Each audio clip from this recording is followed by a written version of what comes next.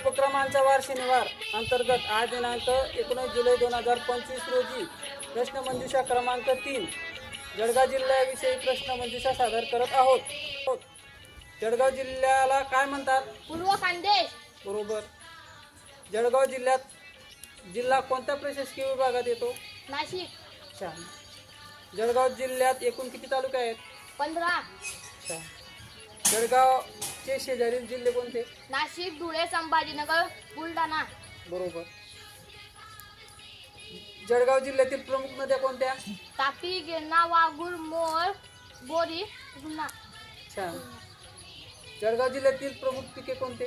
भाजी तांदूळ, भाजी, ज्वारी, कापूस, केळी, भुईमूग, तोर, मूग. छान. जळगाव जिल्ह्यात